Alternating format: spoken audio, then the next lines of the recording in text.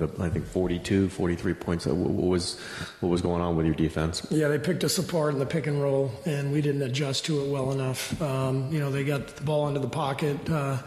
Norm Powell got several threes, out of that, the pocket pass. And then we fouled them. I think they shot 15 free throws in the fourth quarter, 37 for the game. So thought we had a really good first three quarters defensively. For the most part, the third quarter was better. Was okay. The last couple minutes of the third, it felt like they got loose a little bit, and then they just dominated the fourth.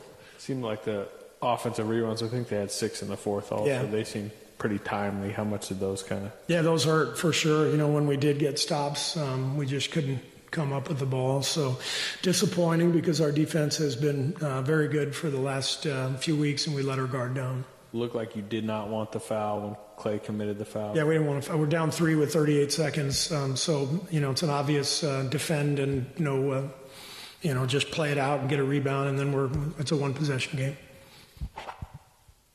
Hi, Coach. So Clay this season performance just inconsistent. So you're as a shooter in your career, and you have some incredible moments in your career. So you definitely understand mindset and confidence as a shooter. So when a player going through like such a career challenge, what kind of role should a coach play? Yeah. I mean, that's my job to help our guys be the best versions of themselves, and there's different ways to do it, but it's mostly communication and perspective, and then trying to put players in the best position to find their rhythm within the game.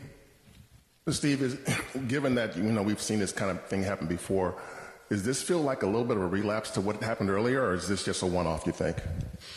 I think this is a one-off. I think we played a really solid game, 34 assists and 9 turnovers, but the game got away from us defensively there in the fourth. And I'd like to watch the tape and see how we can adjust better, and because they picked us apart in that high screen. James Harden was fantastic tonight, and we just couldn't corral him in that fourth quarter. And as I said,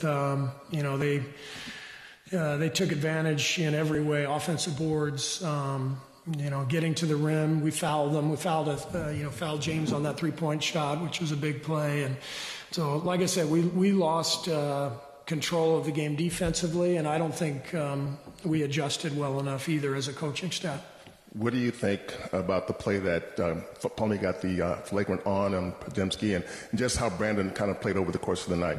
Brandon was great. He's one of our best players. He took a couple charges. He obviously shot the ball really well tonight. He was really, really good. You seem to be kind of settling into a closing lineup recently, but Gary is back now, and obviously he provides something different defensively. How will he factor in potentially, in closing lineups? And did you think about going to him tonight, late? I did put Gary in kind of mid-fourth for JK for a few minutes, and then went back to JK. We felt like we needed the size out there, but Gary absolutely has a chance to close games in that spot. You mentioned Podziemski's shooting. If he makes threes, how does that sort of change the dynamic? I know he does other things for you, but when he can shoot threes like he did tonight, how does that sort of change the equation? I think one of his best skills offensively is driving closeouts. When the ball swings to him, people are closing out. He attacks the closeout, gets the ball right to the front of the rim. He has that Euro step layup. He's a good passer. So the more he's making the three, then the more teams have to close out on him, and now he can attack that closeout and generate a shot for him or someone else.